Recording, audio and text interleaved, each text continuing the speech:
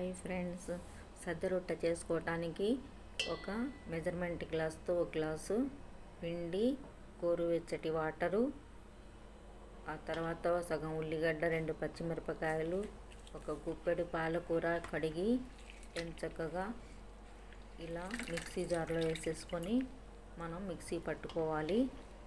అన్నీ వేసుకొని ఆ తర్వాత జీలకర్ర 1 స్పూను,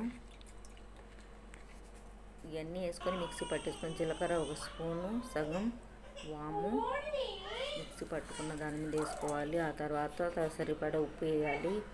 ఆ తర్వాత గోరువెచ్చటి వాటర్ మనం ముద్ద కలుపుకునే అయ్యేటట్టు చేసుకోవాలి. ముద్ద అయిన తర్వాత మనం పెనం పెట్టుకోవాలి. స్టవ్ మీద పెట్టుకొని ఒక 5 డ్రాప్లు ఆయిల్ కొద్దిగా వేసుకుంటే సరిపోతుంది ఫస్ట్ టైం. ఆ తర్వాత ఇంకా వేసే పని ఉండదు. అలా టిష్యూ పేపర్ మీద మనం రొట్టెని ఇలా అదుముకొని మనం కాల్చుకుంటే చక్కగా 2 వైపులా దోరగా కాలుతుంది. చాలా మెత్తగా ఉంటుంది సద్ద రొట్టె, చాలా టేస్టీగా కూడా ఉంటుంది.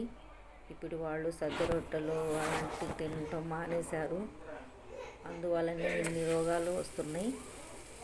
ఇదిగోండి, సన్న మంట మీద సద్ద రొట్టె కాల్చుకోవాలి. ఇలా అటు ఇటు దోరగా కాల్చుకొని హాట్ ప్యాక్లో వేసేసుకొని మూత పెట్టుకోవాలి.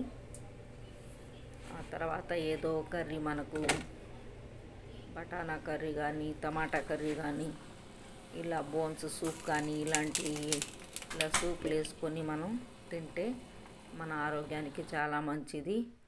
జీర్ణం శక్తి తొందరగా అయిపోయింది జీర్ణం.